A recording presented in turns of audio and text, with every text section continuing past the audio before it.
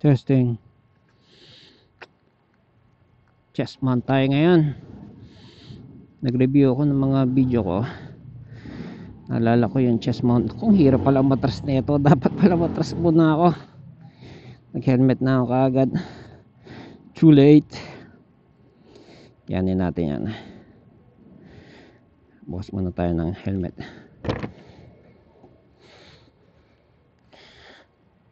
Baba lang natin ng high-end mighty stand. Tapos sakay atras.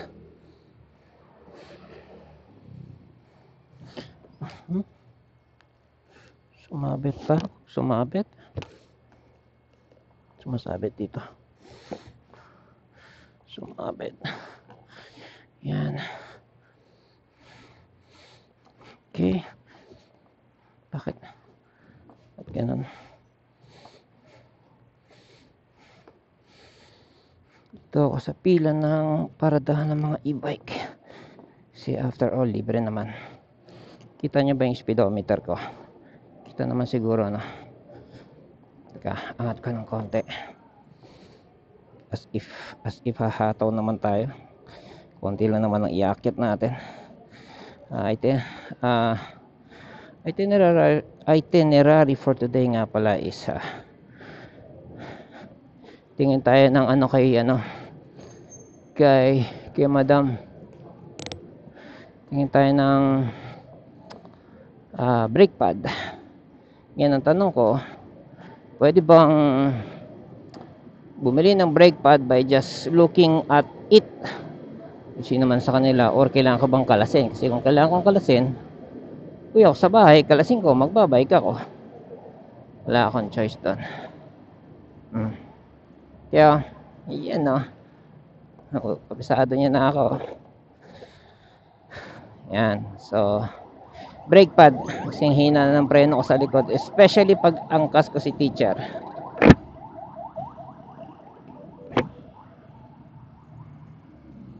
And, kamusta naman kaya ang aking pagkaka-chest mount? Ganda bang inyong POV dyan? Ay, parang matalbog sa likod Teka nga. Ay! Ito pala yung binangga kahapon. Poste na binangga. Kinukwento ng anak ko.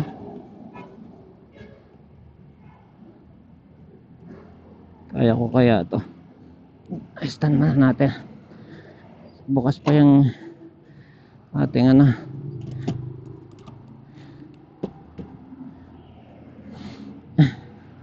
Eto nga binangga, wala na yung poste.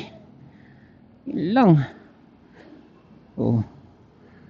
Anyways, moving on. Let's go.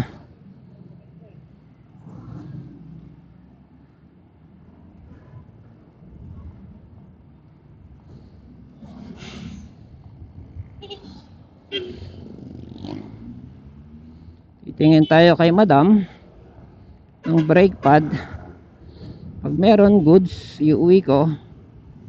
Babayaran ko muna syempre. Pag wala, meron yan.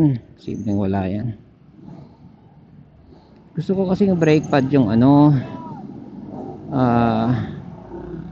tawag nun. Shit. Ating ang bukas Ay, sarado pa. OMG. Magnegosyo ka naman, madam. Sabi ko walang parts ito kaya layo nang iatras ko mag-aano na lang tayo. Counterflow. Hindi naman kalayuan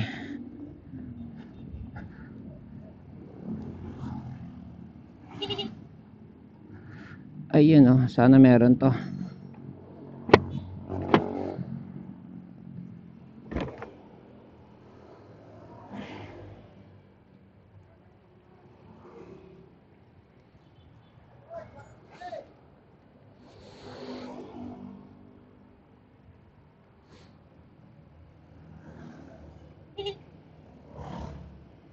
Yan natin kung meron siya.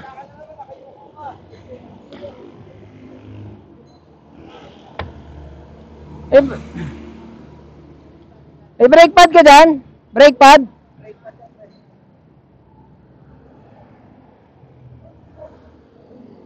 Nasilip mo ba? O kakalasing ko pa?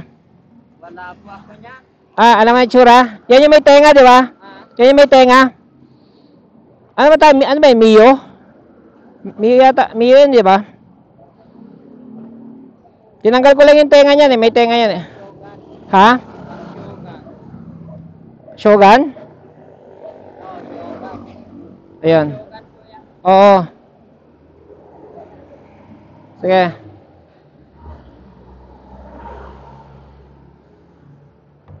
Wala siya.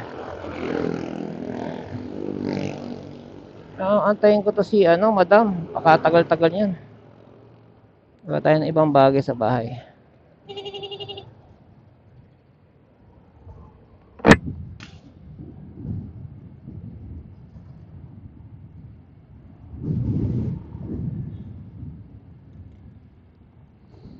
Maghahanap ng brake pad ngayon.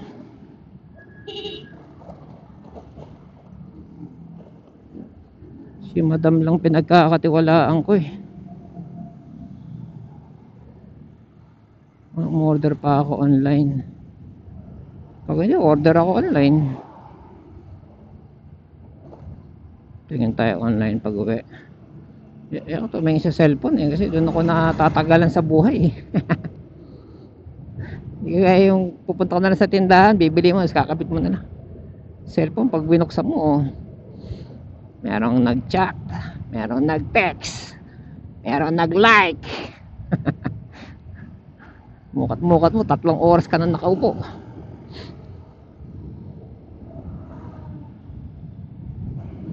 Natin ano pa bang option ko?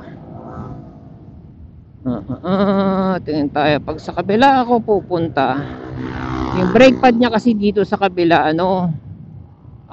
matigas. Sandali, mag-Kogyo ako. Sige, Kogyo ako.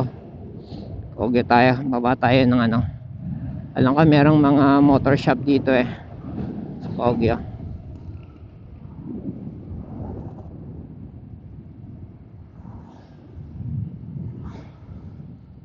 Ayan basa pa rin. So as per Nawasa or Manila Water construction worker o repair staff, ano daw, ano ba sinasabi nila? Yun ay naku, naunahan na ako. Ano ba yan? May humakot na ng buhangin. So ibig sabihin may naglapag doon, kaya may humakot na eh. O baka alamin natin. Naunahan ako may humahakot na. Hindi kaya sa Nawasa yun. Hindi kung sa Nawasa yun, siya yung syempre doon lang niya i-discarga yun. May kumuha lang. Kasi kung may may-ari, hindi niya iiwan yun doon eh. May 1 kubiko rin yun buhangin. Hindi siya buhangin eh. Ano siya, hindi rin siya S1 eh. More on 3H eh. 3 puta. Sige, go.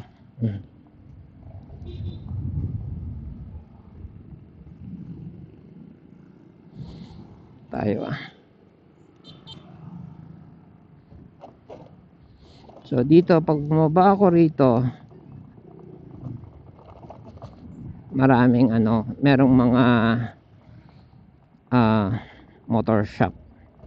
Hanap tayo para matupag ko na to. Anong hina Kailangan ba ng linis pero kasi na-advise na ako na palitan na daw eh. Dami ko kaya nakikita na sobrang nipis na ng brake pad. Parang kalahati pa lang to eh. Pero sige, nahihinaan. Hindi, to, nadumihan lang to. Pag nilinis ko to, kakapit din to eh. Pero sige, bili ako ng brake pad na bibili ako ng brake pad na na yung madaling mapudpod pero makapit, yung nagpupulbos. Yun yung original na brake pad nito eh, bago ako nagpalit eh. Tapos yung ipinalit ko ganun din. Sandali na ubod, may isang buwan, ano, 2 buwan, 3 buwan. Talagang ano na, kain na kain na.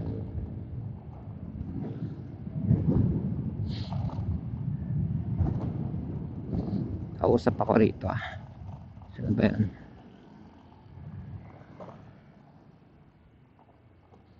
Parang ang bagal nilang gumawa. Parang wala yata silang pondo eh. Katakot alokan yan.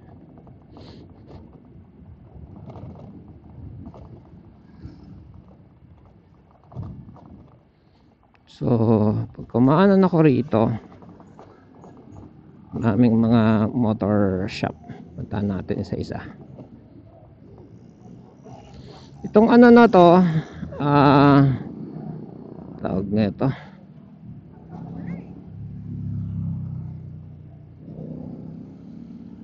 Ayan na tayo magkwento. Pasok muna tayo.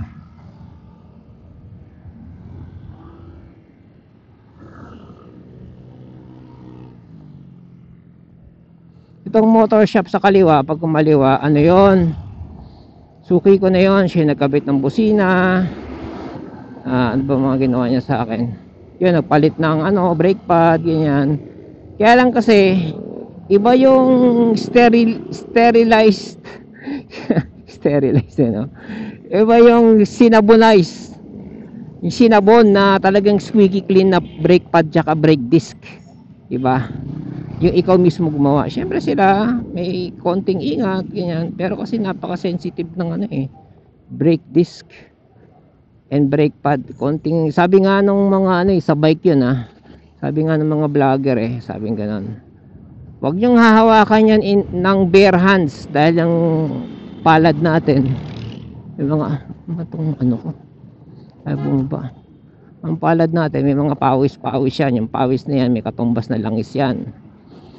Huwag niyang hahawakan para hindi ano, dahil konting langis lang yan, ano na yan, ayun no, oh see, may isa na.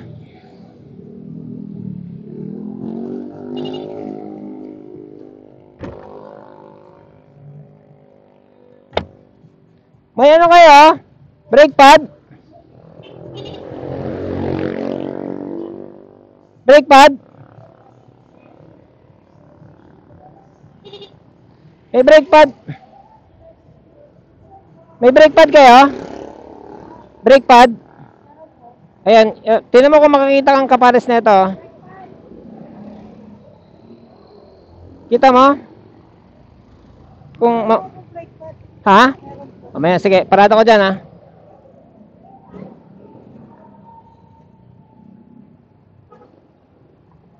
Meron sila.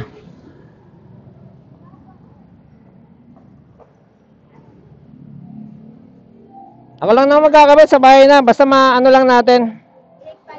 Oo. Basta matuntun lang natin anong klase. Alam ko, Mio yan. O may tenga yan eh. May tenga. Yung kinabit ko na huli. Gano'n ko lang yung tenga ko lang. Pati. Okay, pati.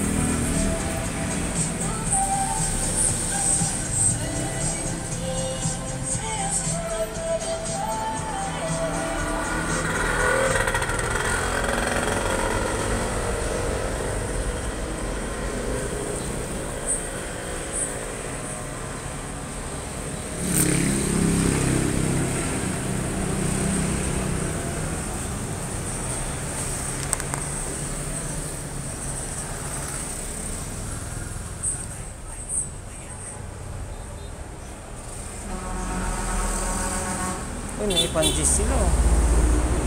Gis nga ba ito? Ito 12.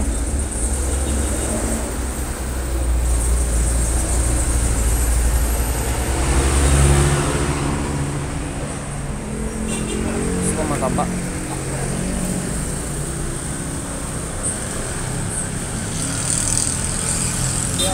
Pwede pala magpalit ng mags dito eh.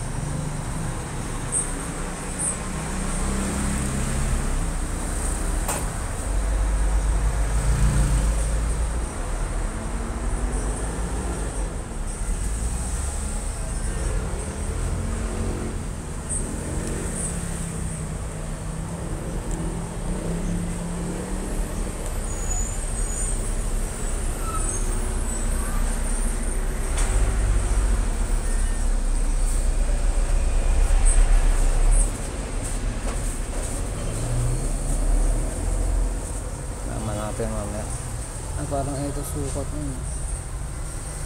Naman natin mas maganda kung ano